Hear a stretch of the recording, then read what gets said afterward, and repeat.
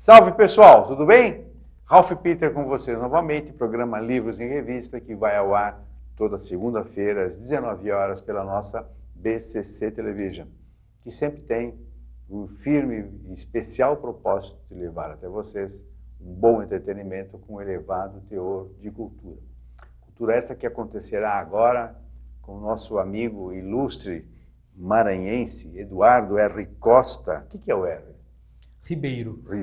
Eduardo Ribeiro Costa, que radicou-se em São Paulo, para nossa sorte, naturalmente, um engenheiro civil, e que enveredou pelas letras fantásticas. Lançou agora, recentemente, o segundo volume da sua trilogia, que é denominada VEC, O Início das Tribulações.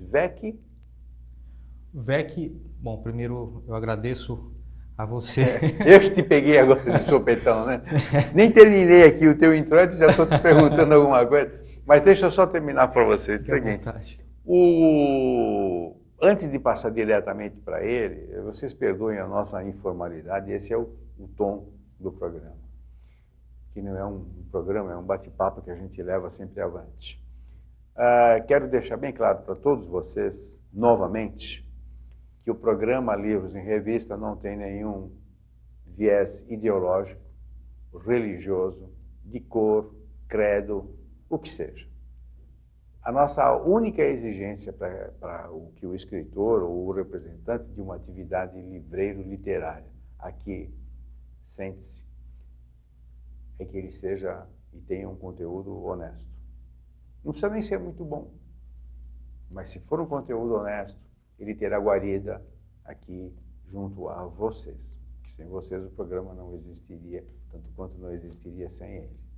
De sorte que o livro VEC, o Início das Tribulações, ele tem um pouquinho de uma aura espiritual e espiritualista que é muito interessante, muito envolvente e muito importante, particularmente para os dias que nós estamos vivendo. Meu caro, agora é oficial. Seja bem-vindo. Obrigado. Muito obrigado por aqui estar, despendendo o teu tempo em prol da literatura e da cultura de todos os nossos pequenautas que nos veem aqui diuturnamente. Muito obrigado. Eu que agradeço, Ralph, o convite, a oportunidade de estar aqui conversando com você, com os telespectadores, trazendo um pouquinho da minha realidade, mesmo que seja em fantasia, porque às vezes a nossa fantasia é uma realidade. Sim, se mistura. E agradecer realmente essa oportunidade de estar aqui. Não tem que agradecer nada. Me fala uma coisa, como é que pode um engenheiro civil, né, e civil de repente com as letras, como é que se dá essa simbiose ou essa alternativa? O engenheiro civil, naturalmente, óbvio, está sempre voltado para as ciências exatas. De repente você me escreve uma trilogia explosiva, muito boa, quanto a que você escreveu, que eu espero que o terceiro volume saia rapidinho. Como é que você consegue fazer permear nessa dicotomia exata e fantástica? Como é que se dá isso? Eu vou contar uma historinha para conseguir explicar um pouco isso. Você é literalmente a estrela do show, fica à vontade. Você sabe quando eu comecei a pensar em fazer vestibular, eu ainda não tinha precisamente o que eu queria fazer, né? Onde eu queria me formar, qual a área que eu queria seguir. E aí, em dúvida, eu fui procurar um profissional que pudesse me orientar, me direcionar ao mais adequado. Muita gente faz isso, procura um psicólogo que faz o tal do teste de aptidão. Então eu fiz o teste de aptidão vocacional, esperando que ele me desse um direcionamento para que eu pudesse realmente seguir o caminho profissional. Que te desse um sucesso. Que me desse um sucesso. Ou felicidade, né? Ou felicidade. Eu acho que o principal é felicidade. Sucesso Exato. Sem felicidade não é sucesso. E aí no final, depois que ele retornou com o teste, ele me falou: olha, Eduardo, você realmente tem um viés para o lado exatas. Então qualquer coisa que você quiser fazer matemática, fiz matemática um período. Se você quiser fazer engenharia, fique à vontade, realmente você tem esse viés, vai dar tudo certo. Mas também você tem um viés aí para o lado de letras, se você quiser também seguir por esse viés, fique à vontade. E artístico também, você tem um lado artístico, então você pode também seguir por esse lado. Ou seja, eu saí de lá com a cabeça mais bagunçada do que quando eu cheguei. Você saiu saindo menos. Você saiu saindo mais, saiu sabendo mais, melhor dizendo. Sim. Porém, sim. mais desorientado, né? Mas resultado, logo depois que eu saí da escola, que eu comecei a faculdade, eu toquei em barzinho, componho... Você é músico também? Componho algumas músicas. Você é geminiano também? Não, eu sou escorpião. Pelo amor de Deus.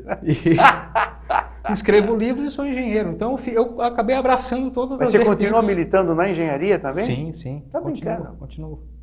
É que, na verdade, a profissão de escritor no Brasil, principalmente nesse início de carreira, é bem complexa, né? Não chega a ser uma profissão, né? Poucos se transformam em profissional assim, que conseguem amealhar o seu sustento através do livro. Exatamente. Primeiro começa com você. Bom, eu tenho esse talento, vou enveredar por aí e está acabado. Poucos, infelizmente, né?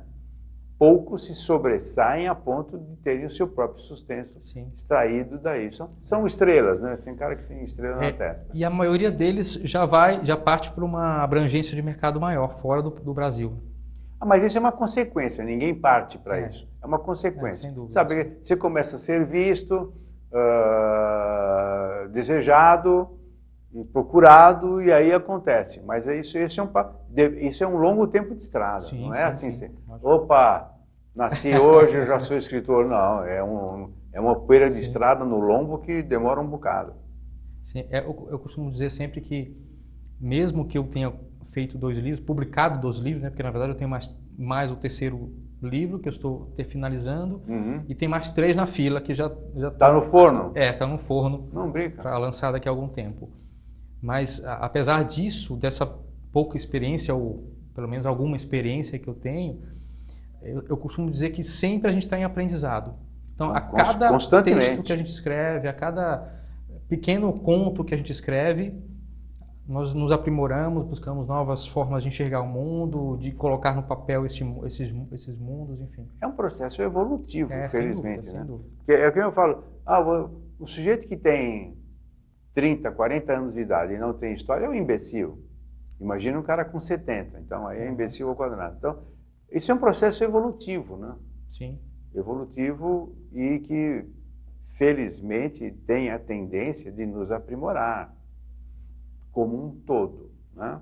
Desde que nós nos permitamos a isso, né? Isso nem sempre a natureza consegue nos vencer, né? Às vezes existem pessoas que são muito aguerridas à sua ignorância e não transcendem. Sim. Mas vamos falar do teu livro um pouquinho? Vamos. Você se atreveu, no bom sentido do termo, a fazer uma trilogia. Sim. Que normalmente trilogias e tal acontecem com quem já está no caminho. E você já chegando com 3. O primeiro foi um sucesso, pelo que eu soube. O segundo está bem a caminho, está bem encaminhado, que é o Poder das Tribulações. Como que é? O Início das Tribulações. Início das tribulações. Tribulações. Né? Não é atribulações, né? Não, tribulações. E o que é? Me dá o VEC. O que significa VEC? V-E-K-I. V-E-K-I. A palavra VEC vem da língua Esperanto. O Esperanto é uma língua universal, criada no século XIX, final do século XVIII. E não pegou, né? Na verdade, sim, ela é muito utilizada ainda, mais de 120 países usam. É verdade? É verdade. Você está me dando uma novidade extrema. É bem interessante. 120 países? 120 Mas países. em qual continente? Em vários continentes. Porque, na verdade, o Esperanto ele foi criado para ser uma língua sem países, sem fronteiras. Universal. Universal. E é interessante que a pessoa que... Eu não falo Esperanto, estou aprendendo ainda, né? Tanto que eu falo que o meu livro é baseado na língua Esperanto, né? As passagens que eu coloco são baseadas na língua, não necessariamente é exatamente aquilo. Mas as pessoas que sabem Esperanto, elas têm guarida em todos os lugares do mundo, porque onde elas passam, as pessoas abrem as portas para elas entrarem. É bem interessante isso. Quando existem nichos nos países que se sabe que aquele nicho se fala Esperanto, aquelas pessoas falam Esperanto. Virou uma maçonaria, quase, pô. Eu não sei se é maçonaria. Virou como se fosse uma entidade que não é hermética, porque todo mundo pode aprender. Sim, mas virou fechado no sentido de que você está sempre se encontrando com uma certa familiaridade. Sim, na verdade as pessoas que falam têm mais abertura a receber os outros. Mais ou menos nesse sentido. E você falou que está aprendendo. Estou aprendendo. Aqui em São Paulo tem escola disso? Tem. Eu sou autodidata, mas tem escolas. É mesmo? Tem. Quer dizer, o que não tem nada a ver com o teu livro, ou melhor, tem, né? Mas o que leva uma pessoa a aprender o Esperanto? Qual é o barato? Então, eu acho que a própria história do Esperanto, que foi realmente criada para ser uma língua universal, ela não foi criada, e isso é bem colocado, ela não foi criada para substituir as línguas. Nunca. Para lidar em paralelo. Pelo contrário, é para que as outras línguas que são menos faladas sobrevivam. Porque a tendência nossa é que as línguas das grandes potências se sobressaiam às outras. Sim, é um e façam com que as outras morram. Também é um processo natural. Isso. Claro. Mas o Esperanto foi criado para fazer o inverso, para que as outras línguas consigam sobreviver. Existem muitas palestras dadas em Esperanto, é bem interessante, vale a pena. Que é complicadinho, porque não tem nada similar, né? É uma coisa absolutamente diferente. Mas pelo que as pessoas falam, é a língua mais fácil de falar. Por incrível que pareça. Dizem que é a língua mais fácil. Por que as pessoas falam? Você não está aprendendo? Estou aprendendo, então, assim, eu estou aprendendo, mas tem as minhas dificuldades, né? Mas você está aprendendo, seguramente você sabe muito mais do que eu. Então é óbvio, porque eu não conheço nada, eu não sei nem falar um bondinho em Esperanto. Mas seguramente você hoje, pelo menos perante a mim, você é uma sumidade. Então a tua opinião vale muito. Eu aprendo mais para colocar nos livros, porque eu acho uma língua bem interessante. Então é o que eu tento fazer. Aproveitando de falar dos livros, Então, a palavra VEC, né, que a gente estava falando, o VEC vem do Esperanto, significa desperte. Desperte. Desperte. Para tudo. Para tudo. Para a vida, para o mundo, para o que está ao nosso redor, desperte para a sua consciência, para o todo. Será que é esse, digamos, com aspas, o segredo do Esperanto? Ou seja, uma palavra tem diversas configurações? Atende diversas configurações? Sim. Sem dúvida. Acredito muito nisso. Como que então os teus personagens são criados em base no Esperanto?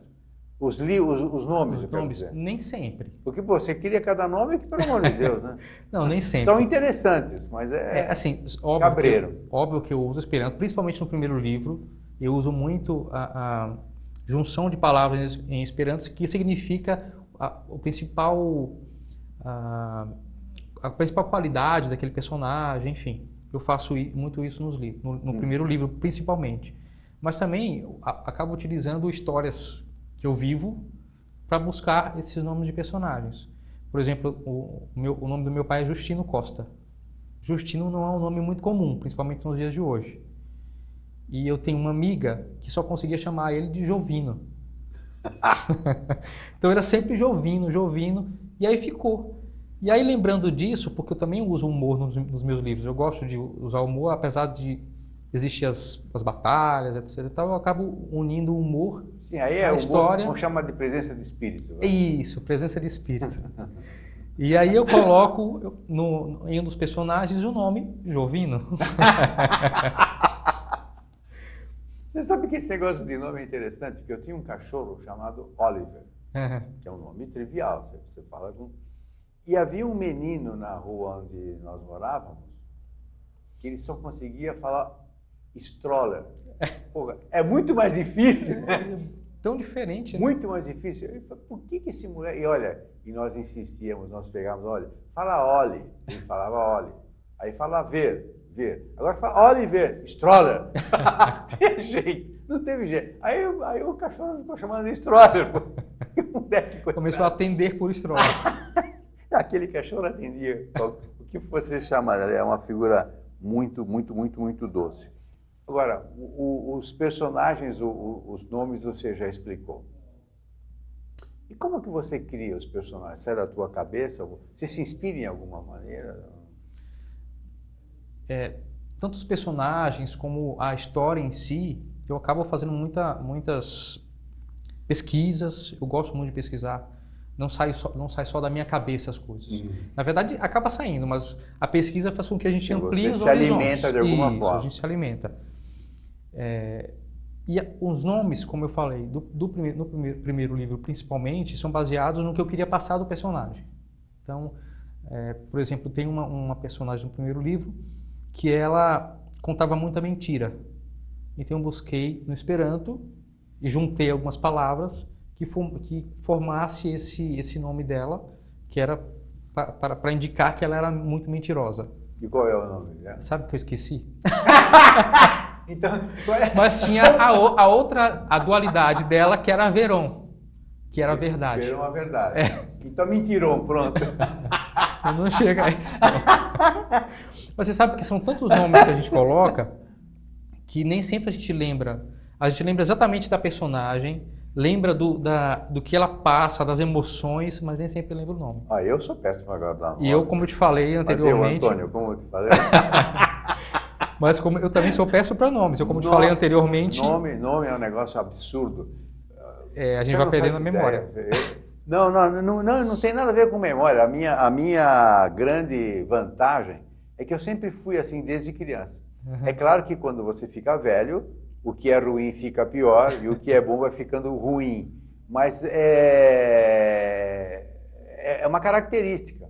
Nome é um negócio que eu não consigo guardar. Olha, guardo o número de telefone, nome de ruas e tal. Mas nome de gente, não sei por qual motivo, é difícil assimilar. Mas por isso que eu te perdoo. Tá? Muito obrigado. Vamos lá, continua. Então, falando dos personagens. Então, é baseado nisso. Às vezes junção de algumas palavras, ou alguma história que acontece na minha vida mesmo e que existe uma pessoa com aquele nome. Eu não coloco exatamente o nome, mas coloco um nome parecido. Sim, claro. Então a gente vai mudando. O nome do Ricardo, por exemplo, que é o personagem principal do livro, da trilogia, no caso, tem um tio meu chamado Ricardo, que ele se autodenominou como o Ricardo do livro, mas infelizmente vou decepcioná-lo que não foi bem assim. Sai dessa, você não está com essa bola toda, né? Quando eu me casei com a minha esposa... Com a Silvia? Com a Silvia, que ela é bom falar que é Silvia, senão você pode ter outra, né? Que ela inclusive, é quem faz a ilustração dos livros. Por sinal, muito boa a ilustração.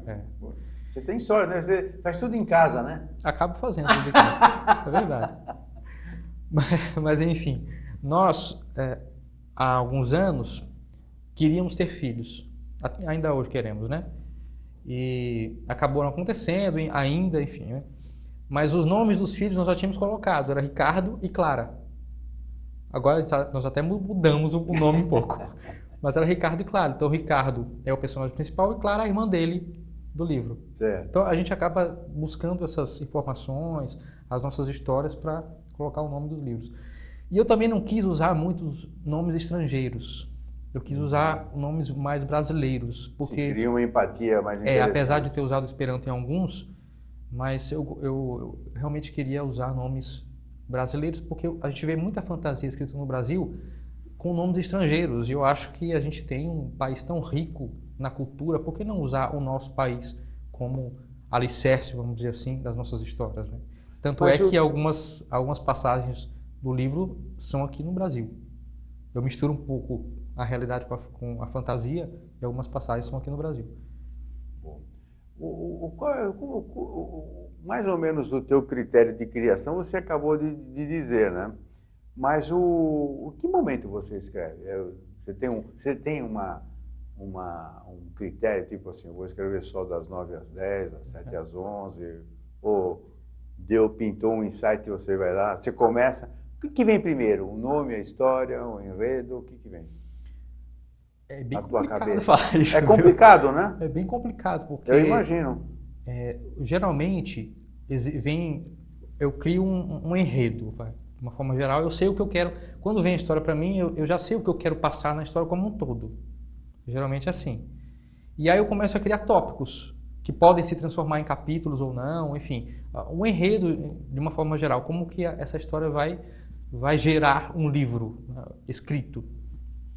E aí eu vou navegando, só que eu não gosto de me amarrar naquilo que eu fiz, no enredo que eu fiz. Eu faço um enredo para me dar uma orientação, mas eu fico muito aberto a, enfim, se lá na frente acontecer alguma coisa, eu tiver que modificar alguma coisa, eu modifico, eu enveredo por esse caminho. Então eu gosto muito de deixar a coisa bem livre, porque eu acredito muito em intuição.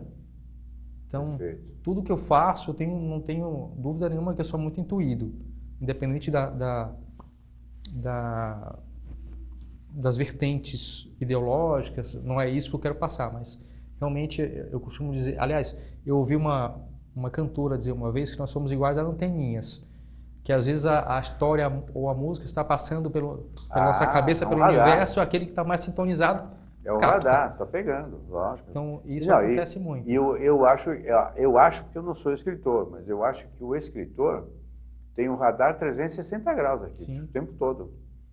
Pegou. E vai rodando, e vai pegando. É uma teia, né? Sim. Caiu na teia, ficou. Você sabe que uma pessoa, um outro amigo meu me perguntou, ele é escritor também, onde que eu busco os personagens e tal. Eu dei uma dica, olha, vai para metrô, estação de trem, lugares onde tem muita gente, que a gente olha cada personagem legal para colocar nos livros. Eu já falei isso aqui algumas vezes, vou falar de novo, porque é verdade. Domingo à tarde, Avenida Paulista. É maravilhoso. É um prato cheio. Maravilhoso. Velho, tem de tudo lá. Tem de tudo. É o espaço mais plural que eu conheço, pelo menos em São Paulo. Não conheço os outros, mas São Paulo é uma vertente miserável, boa. Você tem de tudo. E é legal porque é uma mistura muito interessante. Então você vê velho com novo, rico com pobre, mendigo, cachorro, gato, e você vê aquela cachorrada toda junta, não tem briga de cachorro. É verdade. É uma coisa interessante. Você já passou por essa experiência? Já passei. Para um cara como você que tem o teu talento, desculpe aqui o corpo presente, mas que tem o teu talento, a tua espiritualidade principalmente, a tua intuição, você deve ser um radar aberto, assim, um manancial fantástico, né? Você recebe tudo. E você, imaginemos o seguinte, assim, você passa 2 horas na Avenida Paulista. Como é que fica a tua noite? Isso fica borbulhando na tua cabeça? Como é que fica isso? Fica Eu fico imaginando que você tem que chegar em casa ou passar na Avenida Paulista com um caderninho e anotando tudo, senão evapora. Você sabe que dia 15 agora de dezembro, eu vou ter um evento do lançamento de uma coletânea de contos, Tempo Insólito, da Scortete. E eu faço parte. Você se meteu com o João, você tá louco? É. Tá louco. E eu tenho um conto lá. O João é sempre um cara que a gente tem que congratular, porque está sempre a benefício do escritor, da literatura. E, João, dia 15 de dezembro estaremos lá. Hoje estamos gravando dia 11, mas seguramente você vai ter que me aturar. A nós, então, porque eu estarei lá também. Seguramente. Então eu tenho um conto nessa coletânea chamado Insônia Insólita. Você falou de borbulhar na cabeça, né? E eu conto justamente uma pequena história de um escritor que não consegue dormir, que sou eu, que não consegue dormir. E ele tem que fazer algo para dormir, que é escrever. Aí ele consegue. Mas uma coisa acaba levando a outra, porque ele está tão cheio de caraminholas, né? Que não dorme. E se não dorme, vai, aproveita e escreve. Eu faço isso o tempo todo. Só que eu não tenho o talento que você tem. Agora, essa tendência espiritual, espiritualista da obra, tem alguma coisa a ver com você? Ou você vai buscar isso também para criar um clima dentro de um cenário que você idealizou? Eu busco sempre a espiritualização. Isso é uma coisa que eu busco já desde a adolescência, sempre gostei muito. Certo. Passei pela religião católica, era eu o único filho que ia com minha mãe na igreja. Depois passei para os estudos da doutrina espírita, hoje eu sou...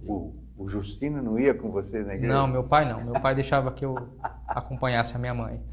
Ele permitia? Cara legal, hein? Mas eu aprendi com meu pai essa questão de buscar a espiritualidade, não no sentido de uma religião. Sim. Porque ele não frequentava o catolicismo, mas ele era a busca pela espiritualização pelo contato que ele tinha com as pessoas, que ele tem com as pessoas, ele está vivo lá em São Luís, que ele tem com as pessoas, a forma dele enxergar o mundo de uma forma diferente. Então, para mim, tudo isso é espiritualização. Espiritualização não é buscar uma religião em si. É muito mais do que isso. Eu digo que as pessoas não precisam de religião, elas precisam de religiosidade. Sim. Que é algo muito mais transcendental, que é muito mais básico. É o religare, né? Se religar com, exato, não, com tudo. Você pode se ligar com o teu Deus, qualquer que seja ele, na tua casa, agora aqui, sim, falando, tomando pinga aqui, tomando um chopp, uma boa. Porque o templo está dentro de você. Não quero aqui dar uma de guru e tal, mas é como eu ajo e como eu penso. Sim.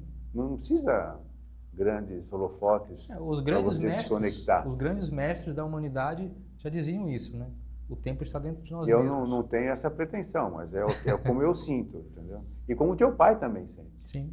É o que você acabou de dizer, o que teu pai sempre pregou. Isso aí. Nada contra ir na igreja, ao templo. Lógico que não. Qualquer, na Umbanda, no Candomblé. Sim, lógico. Desde que te faça bem e você se sinta bem. Isso. Acho que esse é o jogo. Esse é o grande objetivo nosso. O ser humano busca uma coisa que é a felicidade. E o teu livro sempre permeia por essas paragens. Sim, todos os meus textos buscam alguma coisa. Por isso que o nome do livro é VEC, Desperte. Desperte para algo mais do que apenas essa matéria que nos circunda, as buscas que nós temos, que são buscas passageiras. A gente compra um carro, fica anos passando, eu vou comprar um carro, compra um carro, logo depois de uma semana, mas não está legal, eu quero comprar um outro.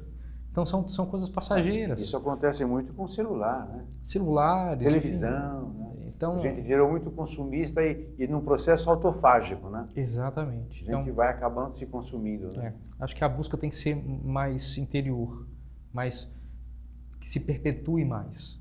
A busca pela felicidade mais perpétua do que essas coisas tão triviais. Apesar de serem excelentes, viu? Eu adoro carro, adoro celular. Lógico, não, a gente não consegue viver sem essas facilidades, sim, tecnológicas. A gente tem que encarar isso numa boa, mas não pode também se deixar aficionar, ficar xiita nesse negócio. Lógico. Nem tanto ao mar, nem tanto à terra. Tem um entremeio aí que a gente tem que andar. Meu caro, nós todos desejamos para você muito sucesso, merecido sucesso. Aliás, eu acho que a tua obra tem tudo para ser cinematografada. Muito obrigado. Tem todo um elan, não, é verdade, tem todo um elan muito interessante que propicia uma boa filmagem. A obra está feita para isso. E eu espero que algum cinematógrafo olhe para você. Quem sabe nos ouça aí. Não, eu espero que sim, francamente. Olha, quando eu comecei a ler a obra, eu falei, puxa vida, aqui tem tudo para um belo filme. E eu espero que você consiga, e depois que você não nos esqueça, vem aqui para falar do filme. Nenhum. Tá bom? Voltaremos com muito prazer, com muito carinho. Eu sei, de preferência com mais êxito, que você merece. Obrigado, eu agradeço. Receba todos os nossos agradecimentos pela tua vinda, tá ok? Muito obrigado. Eu quero, antes de encerrar oficialmente, quero agradecer novamente ao pessoal da técnica, a Luciana, a Betânia, o Verão, o Márcio, toda esta trempa maravilhosa que nos assiste e que nos coloca aí em todas as maquinetas que vocês possuem. Agradecer também a Maria Estela Guedes, que através do seu site www.com, situado em Lisboa, nos insere em todo o universo lusófono, nos dá uma grande audiência e principalmente, que é que nós sempre buscamos, uma audiência muito gabaritada, muito aquilatada. Quero agradecer também o jornalista Marcelo Boeiro. Boeiro, é Boeiro, né? Boeiro. Coitado, se na escola já imaginou, né? Se fosse meu Vila colega, estava Boeiro, azarado. né? Se fosse meu colega, estava azarado. Marcelo, desculpe a brincadeira, é um jovem bastante diligente, fez questão de em casa levar o teu livro, senão a gente não ia conseguir fazer o programa. Muito obrigado, Marcelo. O Marcelo é encontrado na www.aspasevirgulas.com.br. Aspas e vírgulas é uma assessoria de imprensa muito valiosa, muito valorosa, na qual vocês encontram Marcelo, @aspasevirgulas.com.br. Aqui em São Paulo, 11 2021 4036. Marcelo, desculpe a brincadeira com o nome, mas você deve estar farto disso. Marcelo Boeiro. Muito obrigado a todos vocês também. Muitíssimo obrigado e que a paz conduza os caminhos de vocês. Até breve. Tchau, tchau.